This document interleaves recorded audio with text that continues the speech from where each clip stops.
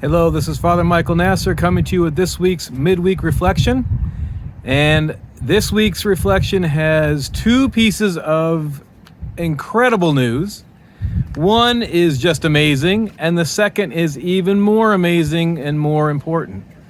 You may remember, if you've watched these weekly, about a month ago today, I was reflecting on the topic of debt and how debt can be such a burden to us financially, as individuals and families and as nations.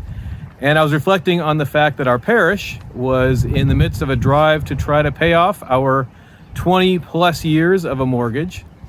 And so debt was sort of on my mind as I was reflecting 1 month ago today, as we were trying to see, could it happen?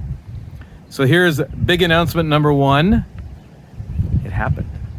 It happened. Our church raised in just a few short weeks enough to completely pay off our mortgage, and we as a church are debt-free.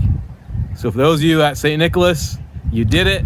God did it. God did it with us. The wind blowing on this wonderful warm day, and it was just a wonderful, wonderful thing for us to be able to accomplish. Thanks be to God and to all the people who God moved to help contribute to make sure that that happened. So we as a church are debt-free.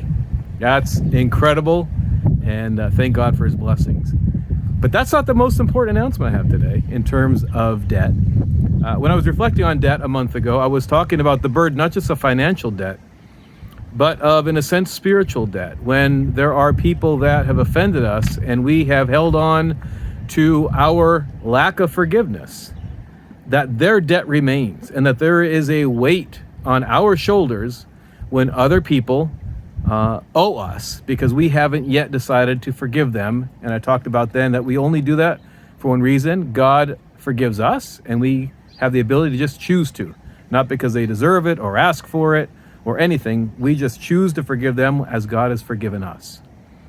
So the theme of forgiveness is an important one again, because this coming Sunday is the Sunday of forgiveness.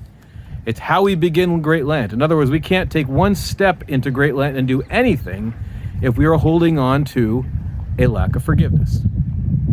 So we want to let it go. You want to let your lack of forgiveness go. You want to forgive freely. I want to forgive everyone, everything. How do we do it? Yes, because we understand that God has forgiven us. That's the most important way. But sometimes we've been hurt. And because we've been hurt, we sometimes turn that hate into anger, or that hurt into anger. And so what do? We have the ability to look at everyone that has hurt us, to look at everything they've done, and either assign it to them personally, and therefore be hurt and angry, and hold on to our lack of forgiveness. Or we can see whatever they've done, not as them, but as their misfortune. And I have a good friend out west that shared with me a quote from St. John of Kronstadt. This is how he talks about what to do with the people that have done things against us. And he says the following: never confuse the person formed in the image of God with the evil that is in them. Listen to that again. Never confuse the person formed in the image of God with the evil that is in them. Because evil is but a chance misfortune, an illness, a devilish revelry, but the essence of a person is the image of God despite every disfigurement. So beautiful words. Let me sum it up in a very simple way. People aren't the bad things they do. And even if those bad things hurt us and make it hard for us to forgive them, it's not them. It's evil working in them, and they are, in a sense, the victims of evil, even if they've willfully given into it. So, as we celebrate our church becoming debt-free, as we go into Forgiveness Sunday, in which we want to be able to forgive everyone of everything, one of the ways that we can do that is look at the people that have hurt us, look at the things that we haven't forgiven, and assign those things not to the person, but to the evil that found its way in to work in them, and realize that the evil has disfigured their actions, but it's not them. Who are they? They're the image of God. And if we can remember that, then we see their actions not just being of them and their choice and against us, it's just they're a victim of it. And so we forgive them, we write off that debt, And just like we're celebrating a parish becoming debt-free, we become debt-free of all the debts anyone owes.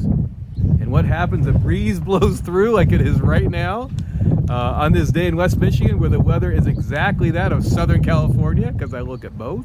It's where I'm from. We can have that new breath of the Spirit breathing in us and breathing in the relief of becoming debt-free. And no one owes us anything because God has forgiven us.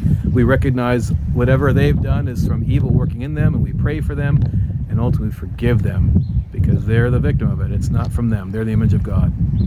So I hope this has been helpful to you as we get ready to enter into Great Lent. Congratulations to all of us who can become debt-free because God gives us that chance. And if you found this useful and helpful, please share it with your friends and others through social media. And God bless you, and we'll see you, God willing, in next week's video.